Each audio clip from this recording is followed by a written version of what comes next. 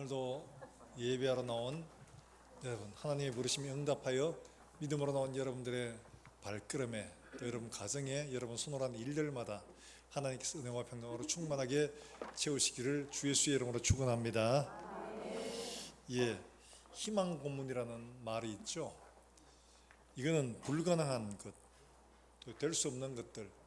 그런데 그럼에도 불구하고 계속적으로 주입하고 또 가르치고 안 되는데 계속해서 그 희망이 오히려 고문되는 이런 현상을 희망 고문이라고 합니다. 한 명, 10명이 있으면 한 명만 취업할 수 있는데 나머지 9명에 계속 그 취업할 수 있다, 한 명 할 수 있다, 나머지 9명은 계속해서 떨어지고, 그러면 그 9명에게는 그 한 명의 취업이 소위 희망 고문 되는 거죠. 오늘날 사회가 이렇게 되고 있는 것이 사실입니다. 그래서 청년들은 희망에 대해서 이제 어떤 기대를 가지지 않습니다. 그래서 희망 고문이다 이런 말을 하죠. 믿음이 이런 희망 고문이 될 수도 없지 않아 있습니다. 하나님 말씀에는 다 된다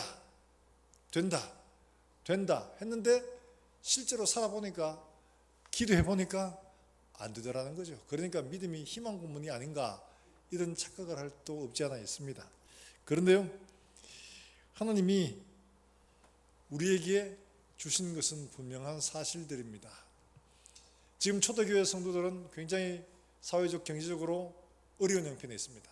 박해를 당하고 또 사회적으로 박탈이 되고 경제적으로 굉장히 공고한 상태에 기도를 안 했겠습니까? 당연히 기도 많이 하죠. 그런데도 불구하고 그런 상황이 나아지지가 않는 겁니다. 예수님 금방 오신다 했는데 금방 안 오시는데요. 그러니까 야, 이건 뭐야 도대체. 고난은 점점 깊어져 가고 예수님 오신다는 말씀은 현실적으로 안 이루어지는 것처럼 보이고, 이러다 보니까 그들에게는 하나님의 약속의 말씀들이 희망 고문처럼 보여질 수도 있었던 거죠. 그런데 희망 고문은 가능하지 않는 능력을 가진 사람이 약속을 하고, 그리고 그걸 계속해서 불가능하게 그대로 방치해 두는 상황을 말하는 거예요. 근데 약속한 사람이 능력이 있고 그런 의지가 있으면 그거는 희망 고문이 아니죠. 예수님께서 제자들에게, 베드로를 비롯해서 제자들에게 분명하게 말씀하셨습니다. 뭐라고 말씀하셨냐 하니까 요한복음 14장 3절의 말씀에서 예수님께서 제자들에게 이렇게 말씀하셨어요. 같이 한번 읽어봅니다. 시작. 가서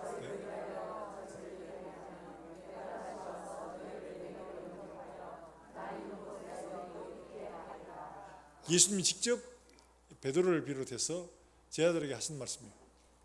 내가 하나님 나라 가서 너희를 위하여 거처를 예비할 것이다.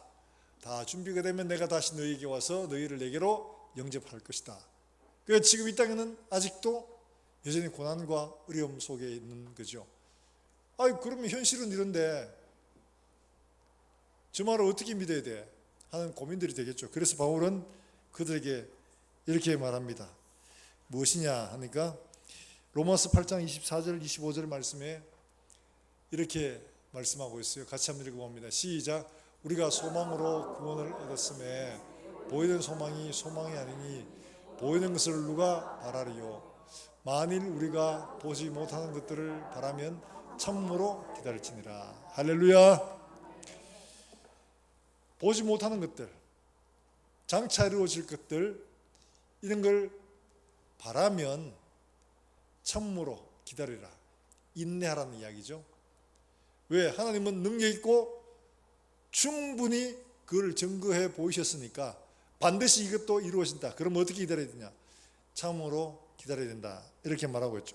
지금 초대교회 열악한 상황 속에서 이들이 믿음이 흔들흔들하고 있었던 그런 때였습니다. 그래서 베드로는 이들의 믿음을 굳게 잡아줄 필요가 있었던 거죠. 그래서 이들에게 이야기하기를 어떻게 얘기하냐? 영원한 소망을 준비하라고 하는데 분명한 소망을 가질 것을 말하고 있습니다. 어떻게 우리가 한번 같이 말씀 볼까요? 16절입니다. 13절의 말씀. 13절의 말씀부터 같이 한번 봅니다. 시작. 너희가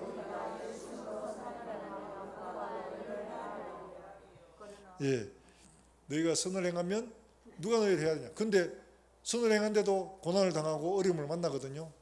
야, 이거 누가 너희를 헤아리려 했는데 그대로 되고 있어요. 지금 어려움을 만나고 있습니다. 그럴 때 14절의 말씀에서 이렇게 말하죠. 같이 한번 읽어봅니다. 시작. 그러나 의를 위하여 고난을 받으면 복이 있는 자니인 그들이 두려워하는 것을 두려워하지 말고 근심하지 말고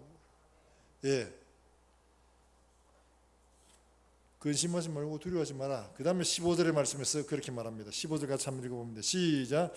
너희 마음에 그리스도를 주로 삼아 거룩하게 하고 너희 속에 있는 소망에 관한 이유를 묻는 자에게 대답할 것을 항상 준비하되 온유와 두려움으로 하고. 자, 이들은 분명히 믿음을 가지고 있고 하나님 약속을 붙들고 있습니다. 그런데 선을 행하면 문제가 없을 줄 알았는데 그들은 여전히 고난 가운데 있고 핍박을 받고 있습니다. 뭐 어떻게 된 거냐? 그때 베드로는 우리에게 이야기합니다. 뭐라고 말하냐? 너희 마음에 그리스도를 주로 삼아 거룩하게 하고 예수 그리스도를 영접한 사람, 그리스도가 우리 삶의 주인 된 사람은 어떻게 하냐? 그 다음 분명히 말하고 있죠. 어떻게 하라고 이야기합니까? 너희 속에 있는 소망에 관한 것을 묻는 자에게 대답할 것을 항상 예비하라. 우리 속에 소망이 있는 거, 이거 믿고 있는 거, 이거를 확실하게 하라고 다시 한 번 더 당부를 하고 있죠. 내가 뭐를 믿는지, 왜 이런 상황에도 이 믿음을 놓지 않고 있는지를 가르쳐줘야 된다 하는 거죠. 많은 사람들이 내가 믿고 있는 거 다 믿고 있다고 생각을 하고 착각을 합니다. 그런데 예수님은 우리가 가지고 있는 이 믿음 다시 한번 잘 점검해 봐야 된다. 왜냐하니까 내가 믿는다고 말하면서 실제로는 믿지 않고 있는 경우가 많이 있거든요. 그래서 믿고 있는 것을 다시 한번 분명히 봐라. 초대교회는 실제로 그랬습니다. 그들은 어려움을 만나고 박해를 만나고 팬데믹으로 많은 사람 죽어나가고 이런 가운데서도 그들은 여전히 선을 행하고 있었거든요. 그러니까 로마 사람들이 보기에는 도무지 이해할 수 없는 겁니다. 고난을 당하는데도 믿음을 안 버리고 있죠.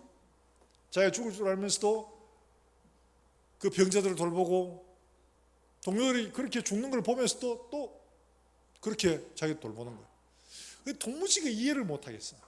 그래서 야, 도대체 너는 왜 그렇게 그 믿음을 그렇게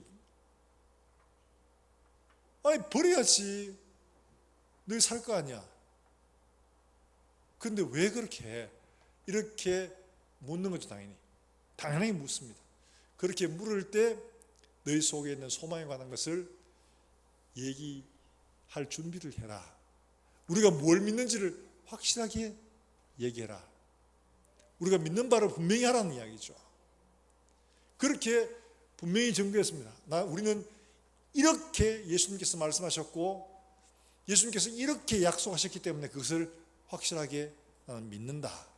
그리고 그들이 와, 진짜 그럼 그 믿음 나도 좀 가지면 안 될까? 이렇게 그들이 먼저 접근을 하고 예수를 믿겠다고 하고 그렇게 복음이 전파되어서 기독교가 310년 공인되었을 때 이미 로마 사회의 절반이 기독교인이라는 어마어마한 변화 역사가 일어났던 거죠. 말로 전하는 게 아니라 그들의 삶이 그렇게 분명했던 거예요. 그 일들을 위해서 해야 되는 게 뭐냐? 나도 흔들리지 말고 다른 사람들도 변화시키기 위해서 내가 믿는 바를 먼저 확실하게 해야 되는 겁니다. 사랑하는 여러분들, 여러분들이 믿는 바를 확실하게 점검하고 다른 사람에게 이걸 설명해 줄 수 있어야 되는 거예요. 이거를 준비하시기를 주 예수의 이름으로 축원합니다. 전 논란해 보다 보니까요, 어떤 현상이 있냐? 우리가 믿는 말을 다른 사람에게 능히 전하지 못하는 경우가 너무 많아요. 내가 뭘 믿는지도 몰라요. 예수님을 믿는다, 예수 믿으면 구원받는다, 이거밖에 할 말이 없어. 내가 어떤 상태에 있었고 어떻게 예수를 믿고 어떻게 믿으면 이렇게 되고 그리고 장차 우리는 이렇게 된다. 이 사실을 정확하게 설명을 할 수 있는 사람들이 많이 없어요. 그래서 복음을 통해서 다시 한 번 더 정리를 하고 제대로 정리를 하면 비로소 다른 사람에게 우리는 어떤 상태였고 예수님이 왜 우리를 위해서 죽으셨는지, 그리고 예수를 믿으면 왜 우리가 다시 사는지, 그리고 우리에게 주어지는 게 뭐냐, 영원한 천국의 소망이라는 사실을 확실하게 전할 수가 있게 되더라는 거예요. 사랑하는 여러분들, 여러분 마음속에 여러분 소망을 분명하게 정리하시고 분명하게 붙드시기를 주 예수의 이름으로 축원합니다. 이걸 항상 준비해라. 특별할 때만 아니고 항상 준비해라. 이렇게 우리에게 당부하고 있습니다.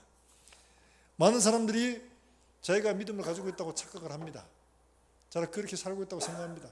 여러분 다 예수 믿으시죠? 절에서 오신 분들이 계시나요? 다 여러분 예수 믿고 계시죠? 예수님이 구주와 주님이신 걸 믿으시죠? 그분이 우리를 위해서 천국을 준비하신 줄로 믿으시죠? 그래요. 그런데 그렇지 않는 사람들이 없지 않아 있습니다. 이걸 엄중하게 경고하고 있는 게 뭐냐? 디도서 1장 16절에 보면 이렇게 말하고 있습니다. 뭐라고 말하냐? 바울이 디도에게 쓴 편지인데 이 그레다라는 섬에 디도를 남기던 이유, 왜냐? 이 사람들을 교회 장로들을 세우고 교회를 잘 다스리도록 내가 너를 남겨뒀다 얘기하는데, 근데 그 중에 어떤 사람들이 예수를 제대로 믿지 않고 말로는 믿는다고 하는데 행동으로는 그렇지 않은 사람들이 있었어요. 그래서 바울이 이렇게 디도서 1장 16절의 말씀에서 이렇게 이야기합니다. 제가 같이 한번 읽어봅니다. 굉장히 중요한 말이에요. 시작. 그들이 하나님을 시인하나 행위로는 부인하니 가증한 자요 복종하지 아니한 자요 모든 선한 일을 버리는 자니라. 자, 입으로는 시인하지만 행위로는 어떻게 해요? 부인해. 달리 말하면 말로 하는 것하고 삶으로 사는 게 따로 논다는 거죠. 그래서 세상에서 기독교인들을 보고 하는 말 있잖아. 예수쟁이들만 보면 막 입만 살아가지고 물에 빠져도 입만 동동 뜬다 이렇게 했는데, 이들이 나중에 발견했습니다. 어떻게 발견했냐? 이들이 안 보이는 거예요. 어디 갔지? 이런 보니까 물속에 가 있는 거예요. 물속에서 뭐 하나 싶어 봤더니만 거기서 물고기하고 얘기하느라고. 이 이야기가 뭘 말하는 겁니까? 이런 이야기는 예수애들, 기독교인들은 입은 비단장사 같은데 그들의 삶은 그렇지 않다. 이걸 말하는 거잖아요. 말은 잘하는데 실제 삶은 우리하고 다를 거 하나도 없다. 이걸 말하는 거거든요. 비꼬는 이야기죠. 그리스도인들은 어떤 사람들이냐? 저 사람들은 욕심 많은 사람들이고 탐욕이 많은 사람들이고 이랬어요.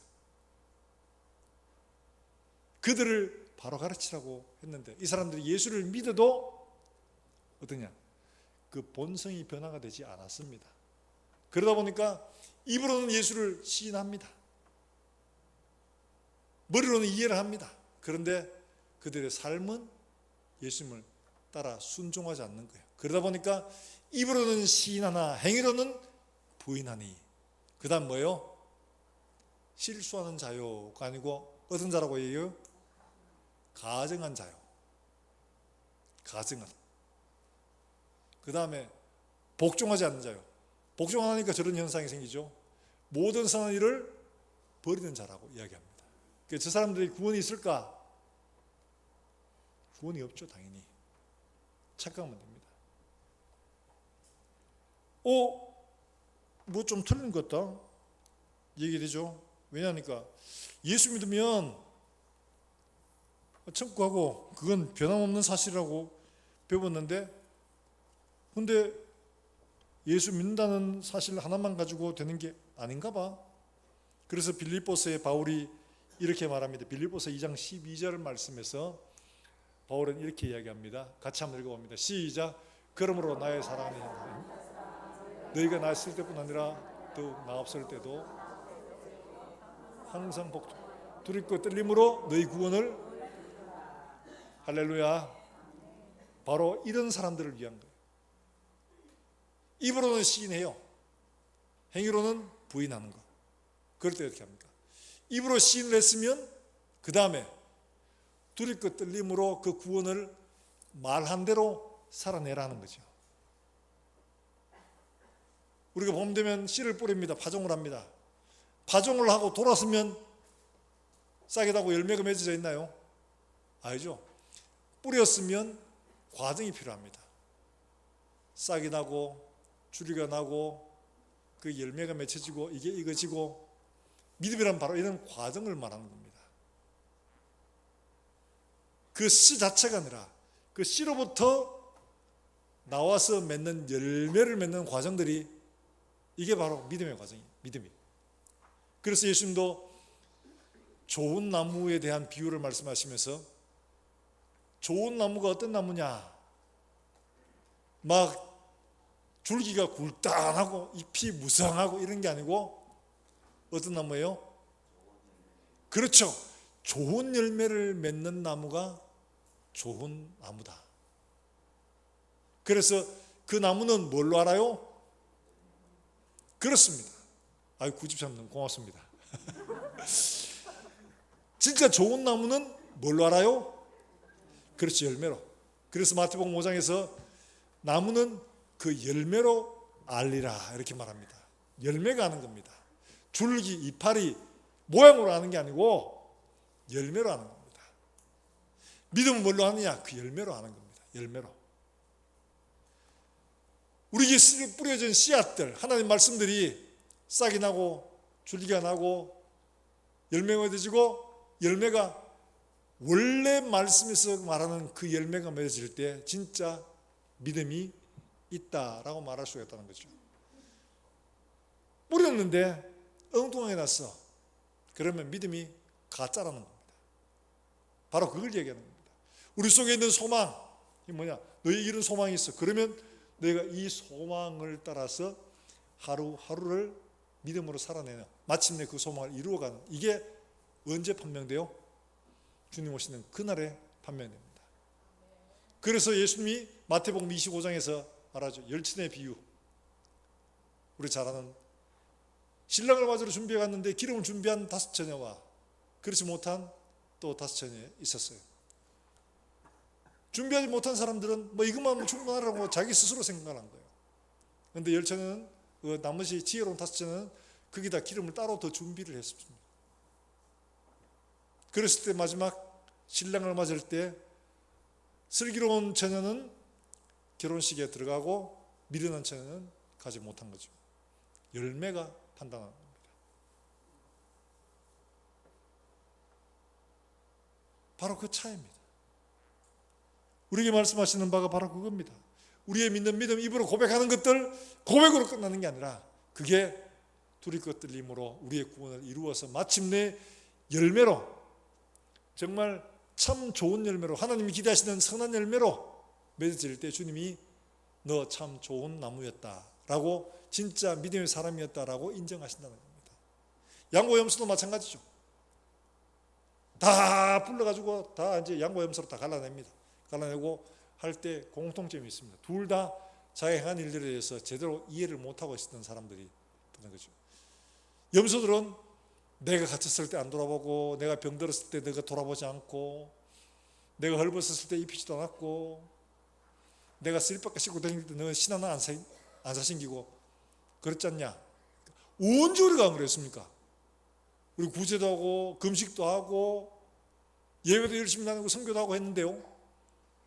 그때 예수님이 이 작은 소자에 한 것이 곧 내게 한 것이니라. 우리가 소홀하게 쉽게 잊어버릴 수 있는 대상들, 우리가 만만하게 여기는 대상들, 그들에게 한 것이 곧 내게 한 것이다. 주님이 말씀하고 있죠. 양은 어떻게 해요? 네가 그렇게 똑같이 안 했다 하는데 우리가 언제 그렇게 했습니까? 이렇게 말하죠. 이 작은 자에게 한 것이 곧 내게 한 것이다 말씀하십니다. 그들의 생각, 사상, 관념, 입술의 고백 말하는 거 아닙니다. 그들의 삶이 그들의 생각대로 제대로 갔느냐 안 했냐, 그들의 입술의 고백대로 살았느냐 못 살았느냐 이걸 열매로 판단하시는 겁니다. 사랑하는 여러분들, 우리가 주님 앞에 설 때에 우리의 삶의 열매를 가지고 하나님 앞에 서게 될 텐데, 그때 하나님이 칭찬하시는 그런 아름다운 열매, 풍성한 열매를 가지고 하나님 앞에 설 수 있는 우리 모든 성도들이 될 수 있기를 주 예수의 이름으로 축원합니다. 예, 이게 정말 필요한 거예요. 많은 사람들이 이걸 무시하고 우리 입술에 고백만이미 충분하다고 생각하는 사람들이 많습니다. 아닙니다. 주님 분명히 말씀하십니다. 우리 입술의 고백, 우리의 그에 맞는 삶의 열매, 이 제대로 있느냐로 확인하실 겁니다. 그래서 많은 사람들이 오해합니다. 막 은사행하고 뭐 하는 이런 걸 보고 사역 많이 하고 이 그런 줄 압니다. 그렇지 않습니다. 이렇게 되는 것에 대해서 16절의 말씀에 그 이야기를 하죠. 같이 한번 읽어볼 거예요. 16절입니다. 3장 16절 시작. 선한 양심을 가지라. 이는 그리스도 안에 있는 너희의 선행을 욕하는 자들 비방하는 일에 부끄러움을 당하게 하려 함이라. 자, 이렇게 앞서서는 뭐라고 했냐 하니까 누가 너희를 헤아리요 했는데 고난을 당하고 있습니다. 현실적으로는 이런 고난을 당하면서 두 가지 이유가 있는 거죠. 하나는 먼저 우리 속에 있는 믿음을 분명하게 해야 되는 이런 과정이 있습니다. 그런 고난 속에서 내가 믿음을 지킬 것인지 버릴 것인지. 제가 한번 소개한 적이 있죠. 선한목적교회 목사님 말씀하시고 할 때 그 권사 한 분이 목사님 희망 고문 그만해 주세요. 왜? 목사님 하면 된다, 기도하면 된다 했는데 기도해도 안 되거든. 착하게 살아도 복을 못 받는 경우들이 생기거든. 막 헷갈리는 겁니다.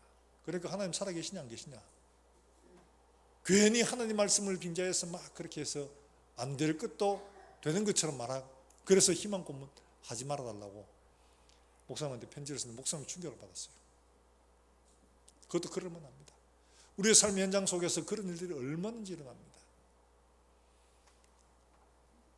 지난주에 제 수련을 하면서 임원들 수련하면서 같이 자고 묵었던 그분하고 이야기를 나누는 중에 이런 분들이 있다.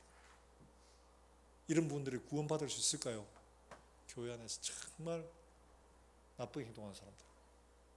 나는 그 사람들 구원받지 못한다고 생각한다. 왜? 그리스도 예수로 변화되었으면 그리스도 예수의 양심이 있어야 되는데 그 사람들 행동은 도저히 그리스도 예수의 양심이라고 말할 수가 없어서 그렇다. 저는 그렇게 생각합니다. 말씀이 그걸 분명히 보여주고, 입술의 고백, 한 번의 고백, 이게 우리의 삶, 우리의 믿음을 결정하는 게 아닙니다. 그 뿌려진 열매, 씨들은 자라서 분명한 열매로 확인되어야지만이 하나님이 인정하십니다. 확인되지 않으면 안 됩니다. 예수님께서 씨 뿌리는 비유를 할 때 좋은 씨를 뿌렸어요. 근데 가라지가 났습니다. 제자들이 묻죠. 저거 어디서 났습니까? 그러니까 분명히 좋은 씨를 뿌렸는데 저게 어디서 났습니까? 원수가 와서 뿌렸구나. 놔둬라.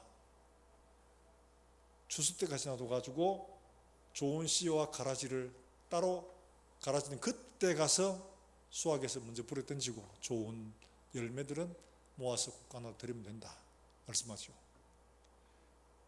우리의 마음에도 우리의 삶에도 얼마든지 이런 가라지가 생겨날 수가 있습니다. 누구에 의해서? 바로 원수들에 의해서. 우리의 삶을 망가뜨리기 위해서, 우리를 그리스도에게 떨어지게 하기 위해서 이런 일을 벌이고 있는 거죠. 쏙습니다. 내 자신이 그런지를 확인해야 돼요. 그래서 오늘 여기 나오는 16절의 말씀에서 또 제일 먼저 뭘 하라고 합니까? 16절 제일 먼저 뭐라고 합니까? 예, 선한 양심을 가지라. 선한 양심에 대해서 강조를 하는데, 선한 양심의 이야기는 이외에도 여러 군데 있습니다. 선한 양심, 선한 행동을 얘기해야 되지 선한 양심을 얘기하면 이야기 안 맞는데 이러 싶은 생각이 들죠. 선한 양심을 얘기하는 건 선한 행동은 선한 양심에서 나오기 때문에 그렇습니다. 그리스도 예수의 마음을 가지지 못하면 그리스도 예수의 삶이 나타나지 않습니다.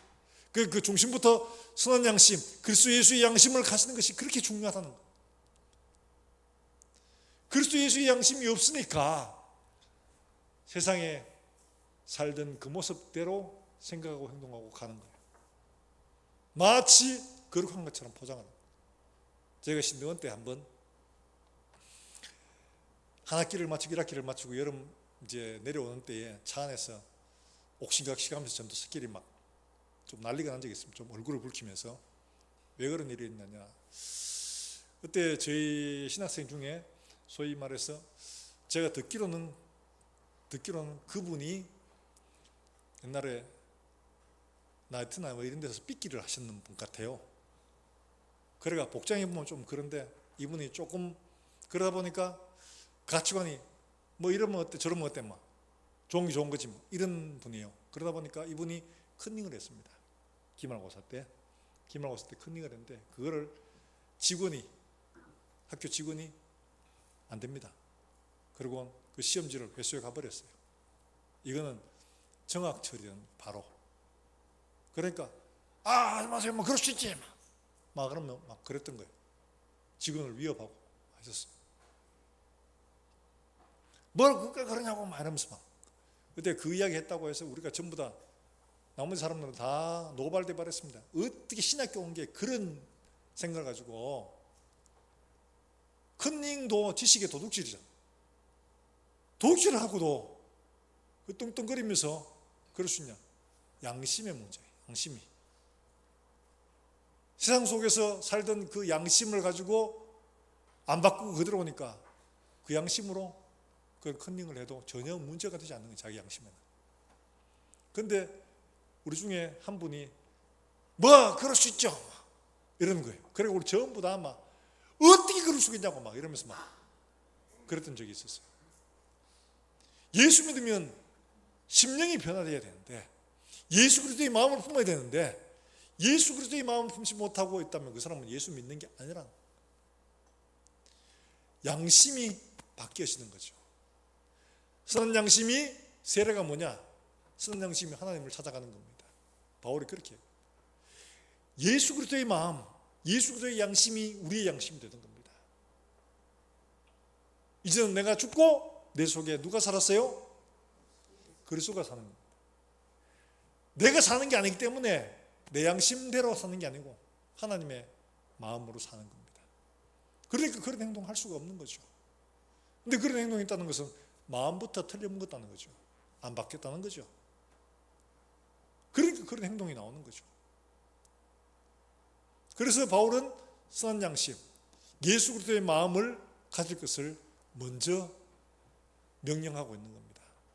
선한 양심을 가져야 됩니다. 선한 양심을 가져야 합니다.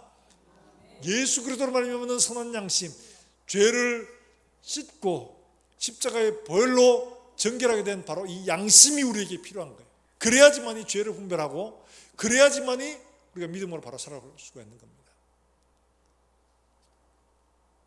저 서울에 광화문에서 종종 집회하는 어느 분이 있죠. 하나님 보고 막 이렇게 했던 사람 있잖아요. 야 나와봐 이러면서 전부 다 대노했습니다. 대한민국은 종교의 자유가 있어가지고 저 혼자 만약에 나가서 교단 차리고 목사라도 됩니다. 교단에 잘려났어요. 그런데도 불구하고 여전히 목사라고 하죠. 자기 혼자 독립교단으로 해가 하면 되거든. 어떻게 하나님의 이름을 그렇게 부를 수가 있냐? 있을 수가 없는 일이죠. 그런데 그런 사람을 편드는 사람들이 있습니다. 그 양심이 하나님의 양심이 아니고 사람의 죄성을 가진 양심으로 판단하기 때문에 그렇습니다. 그러니까 하나님의 이름을 망령되이 일컬어도 결코 지었다 하지 않는다고 말씀하셨는데 하나님의 이름을 망령되이 일컬어도 뭐 그럴 수 있지 라고 할 수가 있는 거죠. 심각한 문제예요. 만약 그랬더라면 내가 내 양심을 판단해보고 내가 이렇게 멀리 떨어졌구나, 회개하고 하나님께 은혜를 구해야 되는데도 불구하고 여전히 그런 사람들을 지지하고 있는 사람들이 있거든요. 놀라운 일. 멀리 있는 일들이 아니라 우리 가까이서 내가 바로 그런 사람이에요. 그러므로 내 양심이 항상 그리스도 예수의 보혈로 말미암아 정결하게 씻김받고 하나님의 양심으로 내가 생각하고 판단하고 보고 있는지를 늘 점검을 해야 됩니다. 양심 비뚤어지면 죄를 죄인 줄 모르고 악을 악인 줄 모릅니다. 이게 무서운 겁니다. 그러니까 양과 염소의 비유에서도 자기가 뭘 잘하는지도 몰라요. 저희는 잘한 줄 알고 있는 거예요. 사랑하는 여러분들, 우리 같이 우리가 믿는 바를 정확하게 알고 우리의 믿음을 굳건하게 확인해 둘 필요가 있습니다. 그리고 내가 무엇으로 소망 삼고 있는지를 분명하게 봐야 되는 거죠. 내가 바라보고 있는 소망이 무엇인지를 바로 알 때에 내 삶을 바로 정리할 수가 있습니다. 여러분, 시험 칠 때 학생들이 시험 기간에 어쨌든 간에 열심히 공부하고 하지 않습니까? 평소에는 안 해도 시험 기간 얼마 남았으면 열심히 공부하고 교과서를 한 번 더 보고 참고서도 보고 하죠. 달리 말하면 우리의 삶에 믿음의 소망이 분명하면 내 삶을 정돈하게 됩니다. 무엇이 옳은지 무엇이 그른지. 그런데 이 소망이 없으면 오늘도 간다마는 정처 없는 이 발길, 그래 될 수밖에 없죠. 인생은 나그네 길, 뭐 다 그런 거지 뭐, 이럴 수밖에 없어요. 그러나 인생은 나그네 길이 아니라 나그네 길이지만 영혼을 바라보고 가는 목적지가 분명한 겁니다. 그러니까 그 앞에서 주님이 우리의 삶의 열매를 확인하실 때 분명하게 내어드릴 수 있는 열매가, 말씀의 열매, 하나님의 의의 열매가 우리 손에 있는지를 지금 확인을 해야 합니다. 그렇지 않으면 할 수가 없어요. 자, 그 다음에 어떻게 하느냐, 우리에게 분명히 말씀하고 있죠. 말이 아니라 삶으로 준비해야 될 것을 말씀하고 있는데, 이 16절의 말씀에 다시 한 번 더 같이 볼까요? 16절입니다. 시작. 이는 그리스도 안에 있는 너희의 선행을 욕하는 자들로 그 비방하는 일에 부끄러움을 당하게 하려 함이라. 자, 그리스도 안에 있는 너희의 뭐를요? 선행, 행동을 생각을 말하는 게 아닙니다. 우리의 선행을 비방하는 자들에 대해서 그들의 입을 막으려 합니다. 달리 말하면 우리의 선한 양심에서 나오는 선한 행동들을 세상 사람들이 보기에는 맞듣지 못하고 합당하지 못하고 이해할 수 없는 것이라서 비방할 수가 있습니다. 그러나 하나님이 선행을 하도록 하셔서 양심에 옳은 일을 하게 되면 하나님이 그들의 비방들을 다 막아주실 겁니다. 이게 베드로가 고통당하고 있는 초대교회 성도들에게 권하고 있는 겁니다. 우리의 삶에서 아무리 선하게 살아도 세상 사람들은 여전히 우리를 박해하고 어려움을 줄 수 있습니다. 그러나 영원한 소망, 그거를 바라보고 우리가 선하게 살면 마지막 그날에 하나님은 그들의 입을 다 막으실 겁니다. 두 가지입니다. 하나는 내가 선하게 삶으로 말미암아 내 양심으로 순종함으로 말미암아 내가 내 믿음을 확증하는 겁니다. 또 하나는 이렇게 예수를 알지 못하고 나를 비방하는 사람들의 입을 막도록 하시는 하나님의 방편이십니다. 내 삶이 꼭 그들의 심판의 근거가 되는 겁니다. 내 삶이 하나님이 받지자 자아 삶을 봐라 말씀하고 있는 거죠. 우리의 삶은 세상에 빛이 되고 소금이 돼요. 그들의 판단 기준이 되어야 됩니다. 사랑하는 여러분들, 우리의 삶의 선행으로 통해서 하나님께 영광을 돌리도록 하시기를 주 예수의 이름으로 축복합니다. 삶으로 준비해야 됩니다. 많은 사람들이 고백으로 지식으로 하려고 하는 사람들이 있는데 베드로는 분명하게 말합니다. 너의 선행으로 저들의 입을 막도록 해라. 예수 믿는 사람이 뭐 이럴 때 선행으로 아무도 비방하지 못하게 하는 게 그리스도인들의 삶이었습니다. 실제로 그렇게 살아. 그러니까 로마 사회가 그렇게 박해를 하고 핍박을 해도 결국엔 뒤집어지게 되고 변화되게 되는 거죠. 사랑하는 여러분들, 우리가 해야 할 것은 바로 이겁니다. 우리의 삶으로 복음을 전하는 일들, 삶으로 예수 그리스도의 말씀을 전하는 이 일들, 이걸 하나님께서 우리에게 명령하고 있는 거죠. 삶으로 준비하는 건 대단히 중요합니다. 한 가지 경고를 하는데 19절과 20절 말씀, 이건 지금도 여전히 성경 가운데 논란이 많은 부분입니다. 오겠는 영들에게 복음을 전하사 하는 이 말씀은 어떤 의미로 이해를 해야 되냐니까, 노아의 때죠. 노아의 때 노아가 120년 동안 방주를 만들면서 그들에게 복음을 전했는데 그들은 듣지 않았습니다. 그런데 결국에는 다 심판을 하고 말았죠. 지금 이들에게도 마찬가지입니다. 그런 것처럼 우리가 그런 노아의 삶처럼 선한 일로 선한 행위로 그들에게 복음을 전해야 되고, 만약 이거를 듣지 아니하는 자는 노아의 때와 같이 심판을 면할 수가 없다. 우리의 삶이 그들의 심판의 통로가 되는 거죠. 바로 그걸 하라는 말씀으로 이해하는 게 바른 겁니다. 우리가 하나님 앞에 믿음을 가지고 말씀을 따라 순종하는 삶을 산다면 우리의 삶이 마침내 하나님 앞에 저들의 심판의 도구가 되는 거죠. 바로 그걸 우리에게 가르치고 있는 말씀입니다.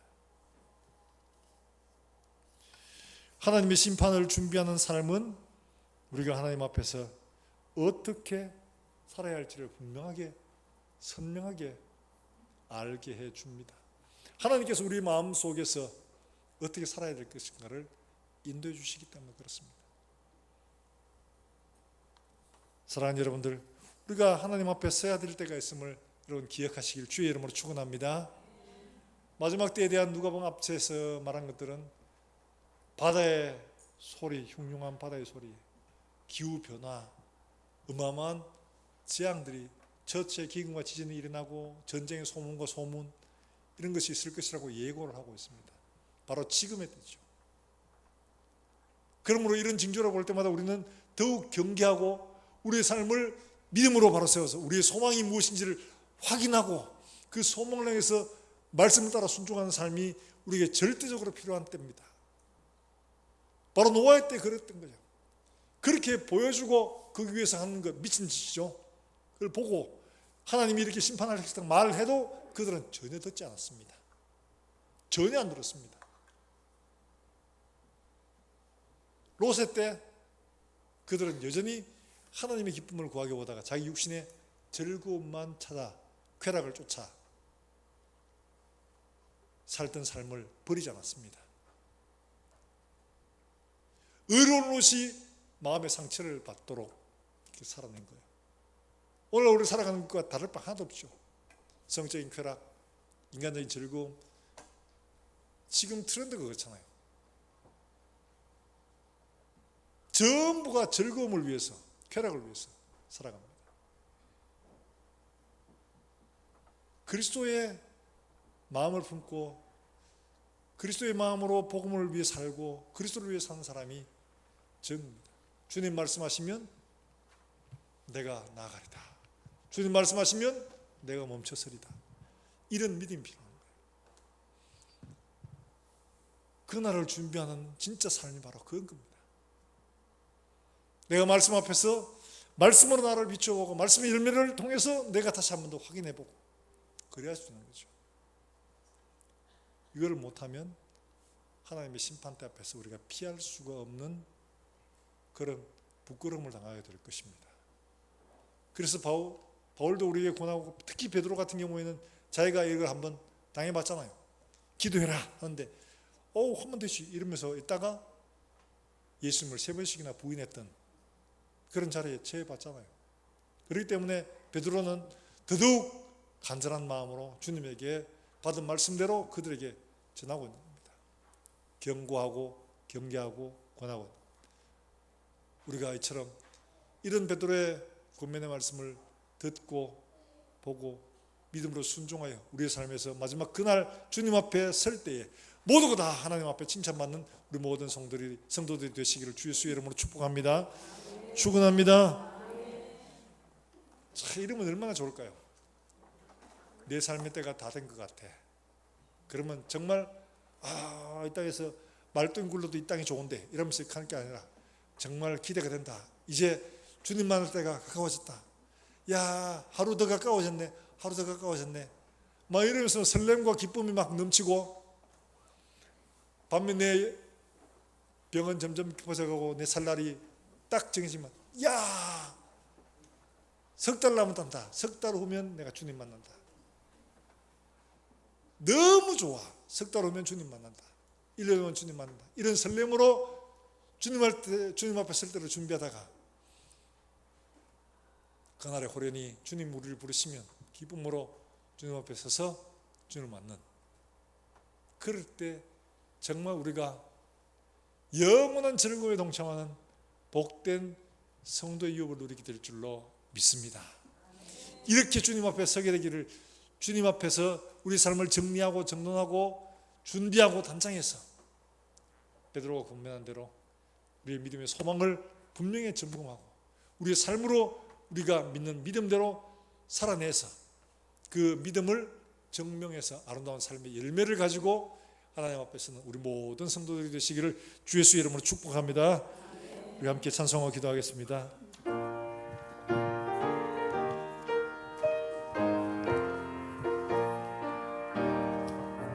참 즐거운 노래를 늘 높이 불러서 이 세상 사는 동안 주 찬양하겠네. 복 주실 산에 올라 멀리 바라보니 나 건너갈로다. 참 즐거운 노래로, 참 즐거운 노래를 늘 높이 불러서 내 영혼 구원하신 주 찬양하겠네.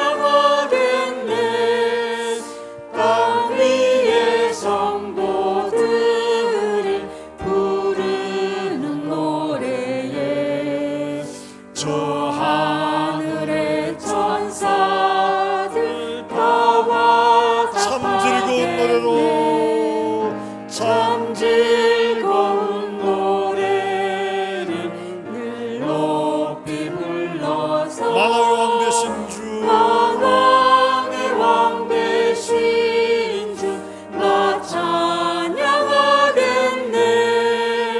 거룩한 하늘 노래 들려올 그때에 참 그립던 주님을 반가이 대하니 참 즐거운 노래, 참 아름다운 노래 늘 높이 부르세, 늘 높이 부르세.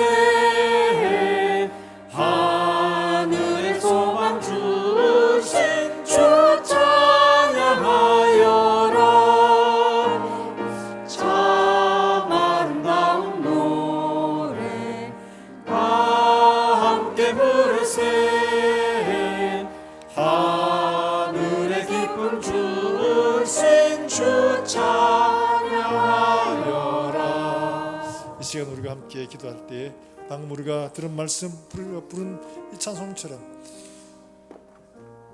우리에게 소망을 주시고 우리로 인내하며 그 말씀을 이루어가도록 부르신 주님, 우리가 그 말씀에 합당하게 순종하여 우리 입술의 고백, 그에 맞는 아름다운 열매를 우리가 주님 앞에 다 드릴 수 있도록 준비되어서 주님 앞에 설 때 기쁨과 감사로 하나님 앞에 설 수 있도록 주님 우리의 삶을 인도해 주시옵소서. 우리 한 목소리로 함께 통성으로 기도하겠습니다. 살아계신 하나님 아버지, 은혜를 감사합니다. 오늘도 우리에게 주신 말씀들 우리의 마음속으로 깊이 새기며 고난과 환난 가운데 있던 초대교회 성도들을 잊지 않고 그들을 위로하시고 권면하시며 소망을 굳게 세우시던 주님께서 사랑하는 종들에게도 소망으로 우리를 굳게 세워주시길 원합니다.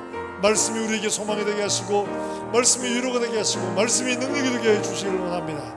하나님 아버지, 우리의 삶에서 우리 입술로만 아니라 우리의 삶으로 하나님 앞에 믿음으로 살아내어 우리의 삶이 진실한 고백이요 삶의 아름다운 열매임을 주님 앞에 증거할 수 있도록 주님 은혜를 베풀어 주시기를 원합니다. 주님 앞에 설 때 아름다운 열매를 가지고 하나님 앞에 설 수 있도록 주님 은혜를 베풀어 주시옵소서. 우리의 모든 삶을 하나님께서 인도해 주시기를 원합니다. 살아계신 하나님 아버지, 은혜를 감사합니다. 오늘도 우리를 부르신 그 부르심을 따라 하나님 앞에 나와 예배합니다. 하나님 앞에 나올 때 우리에게 주신 귀한 은혜를 감사함으로 귀한 예물을 드립니다. 드린 손길에 축복하시고 이들의 가정과 일터와 선호라는 일들마다 복이 되게 해주시기를 간절히 원합니다. 하나님 아버지, 나누어주고 베풀어주는 손길들이 되게 하시고 하나님 아버지, 오늘도 우리 삶을 통해서 세상 많은 사람들에게 예수 그리스도의 선함과 은혜를 증거하는 사랑하는 종들의 삶이 되게 주님 축복해 주시옵소서. 고난 가운데 있는 종들, 질병 가운데 하나님 앞에 부르짖는 종들을 기억하시고 주님, 그들이 예수 그리스도를 믿음으로 말미암아 예수 그리스도의 이름으로 하나님 아버지 고치고 회복하고 증거하여 하나님의 살아계심과 그 은혜를 증거하는 삶이 될 수 있도록 주님 은혜를 베풀어 주시기를 원합니다. 우리 남은 생에 주님 앞에 설 때까지 정말 믿음의 선한 열매를 잘 준비해서 하나님 앞에 풍성한 열매를 드리는 우리 모든 권속들 되게 해주시기를 원합니다. 하나님 아버지, 우리 가운데 우리 아이들을 기억하시고 믿음으로 잘 자라나서 하나님의 전쟁에선 푸른 감람나무처럼 인정받는 귀한 일꾼들로 주님 세워주시고 하나님 아버지, 오늘도 선교사를 통해서 일하실 주님을 기대합니다. 그들의 사역을 통해서 오늘도 수많은 곳에 풍성한 영적인 열매가 맺을 수 있도록 주님 축복해 주시옵소서. 또한 주간을 살아가는 종들의 걸음걸음마다 주님 함께 하시고 종들의 걸음을 통하여 오늘도 이 한 주간도 아름다운 열매를 많이 맺을 수 있도록 주님 축복해 주시옵소서. 살아계신 예수님의 이름으로 기도합나이다. 아멘.